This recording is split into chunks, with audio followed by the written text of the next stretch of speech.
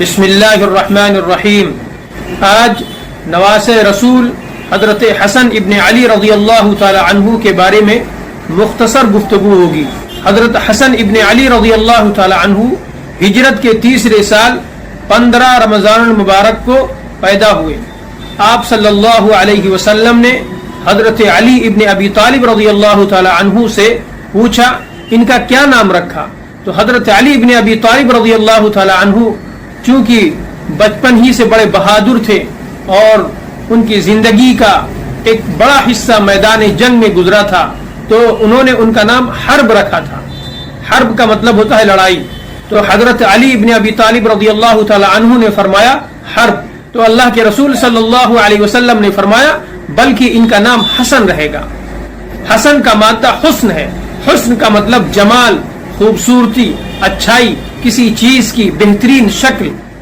حسن اور حسین دونوں ناموں کے بارے میں مورخین نے لکھا ہے کہ ان ناموں کو اللہ تبارک و تعالی نے چھپا کر رکھا تھا، یہاں تک کہ نبی پاک صلی اللہ علیہ وسلم نے اپنے نواسوں کے نام حسن اور حسین رکھے۔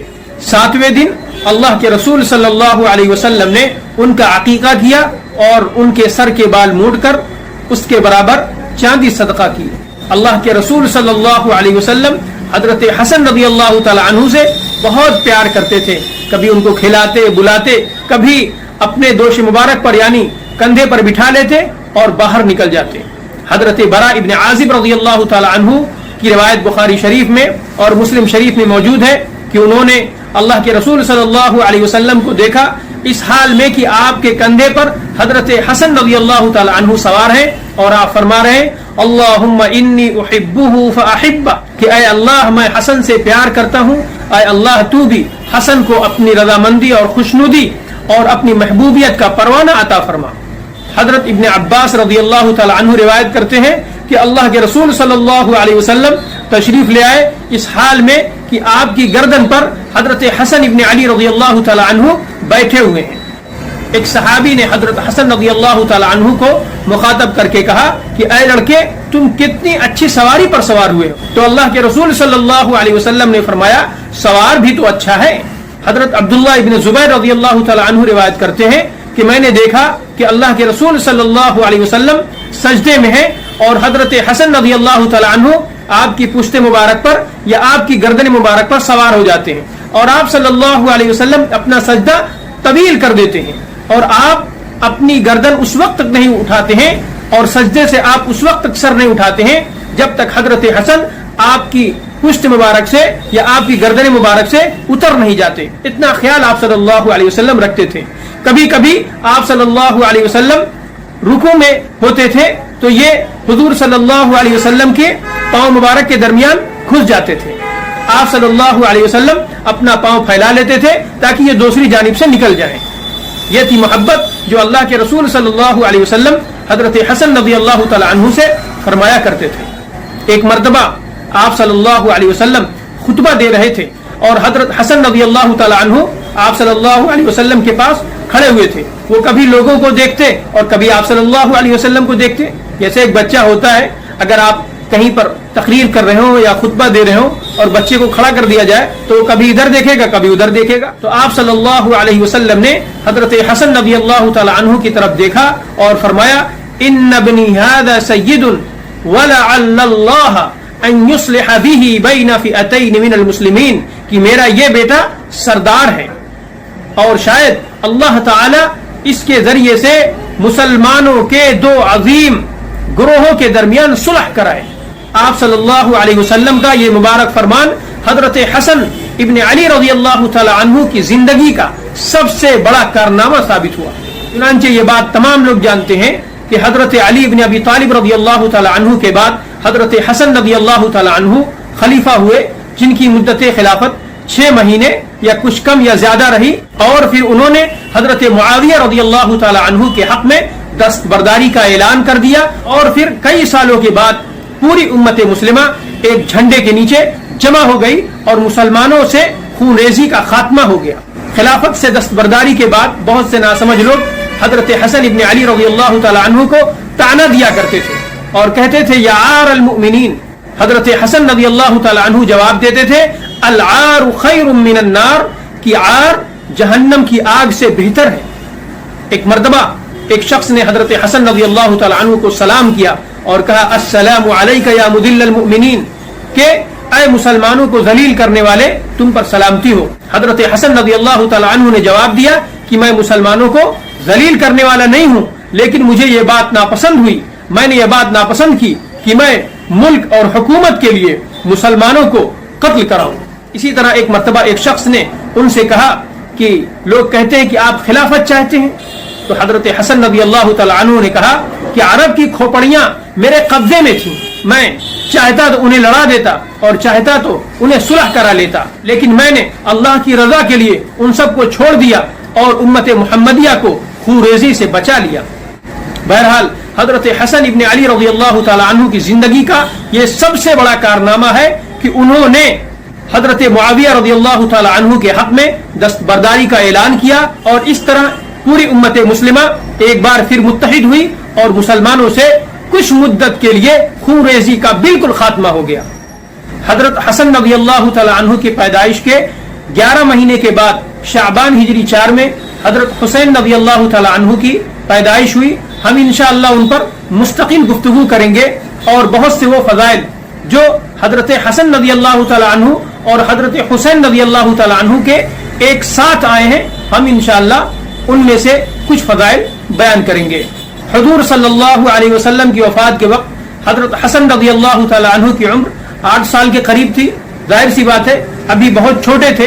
حضور صلی اللہ علیہ وسلم کی وفات کے بعد حضرت ابو بکر صدیق رضی اللہ تعالی عنہ مسلمانوں کے پہلے خلیفہ ہوئے، تو وہ بھی حضرت حسن رضی اللہ تعالی عنہ کا بڑا خیال رکھتے تھے. چنانچہ سیرت نگاروں نے لکھا ہے کہ ایک مرتبہ حضرت ابو بکر صدیق رضی اللہ تعالی عنہ نماز پڑھ کر آ رہے تھے عصر کی، تو دیکھا کہ حضرت حسن رضی اللہ تعالی عنہ راستے میں کھیل رہے ہیں.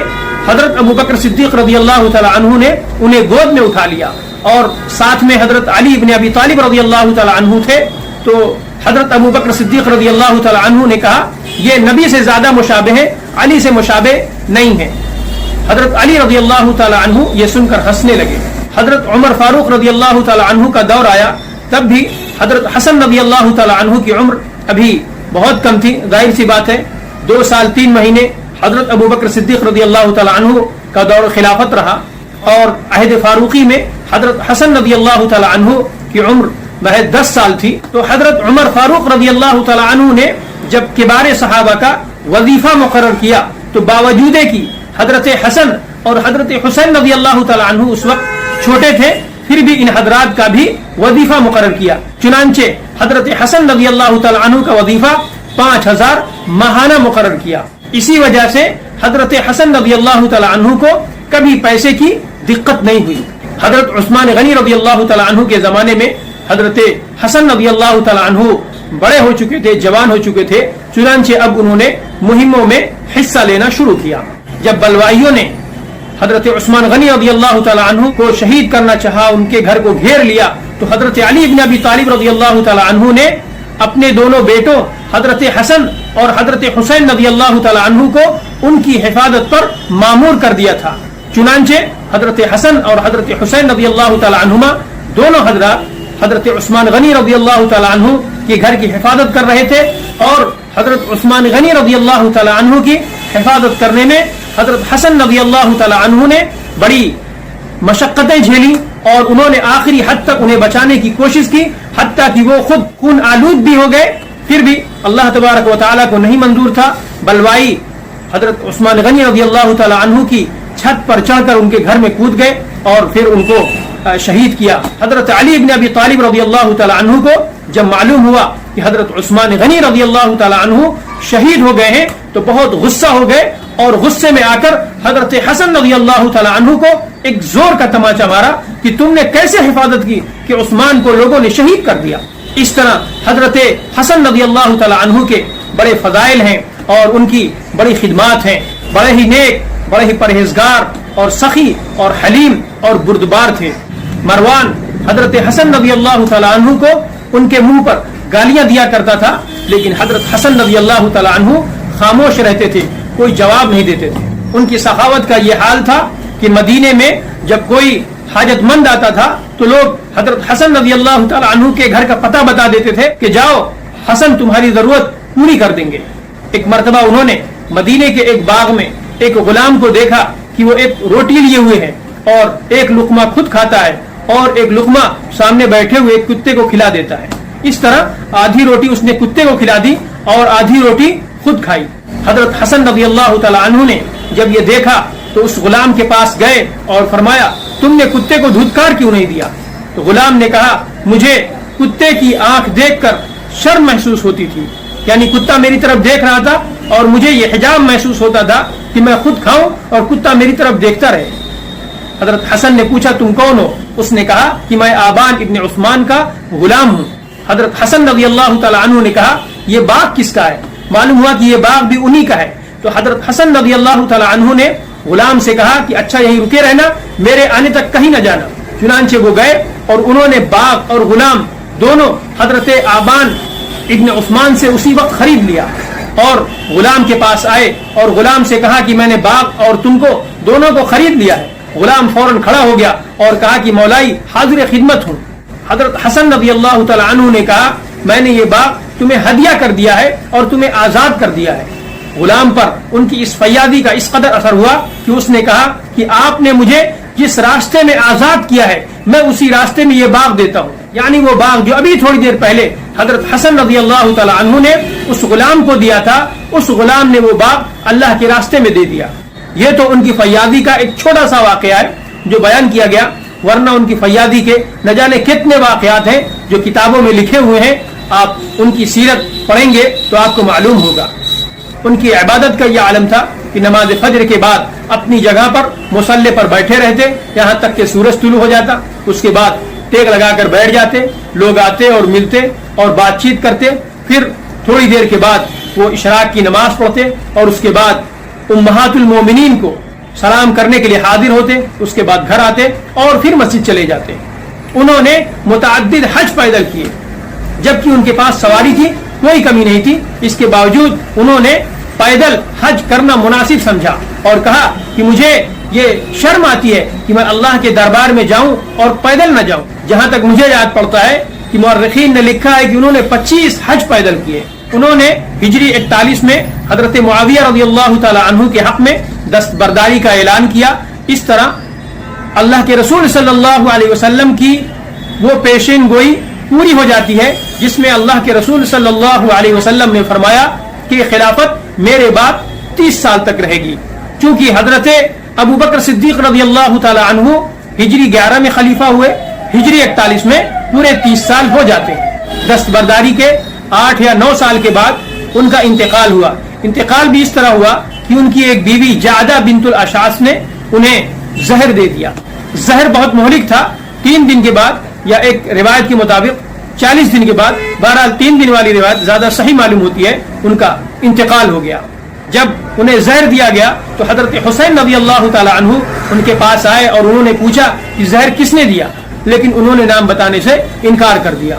ان کا انتقال ہوا تو حضرت سعید ابن العاص رضی اللہ تعالی عنہ نے ان کی نماز جنازہ پڑھائی اور وہ جنت البقیع میں دفن کیے گئے. اللہ تبارک و تعالی ان سے راضی اور خوش ہو، ان کی مغفرت فرمائے اور جنت الفردوس میں انہیں اعلیٰ سے اعلیٰ مقام نصیب فرمائے. آمین. وآخر دعوانا ان الحمد للہ رب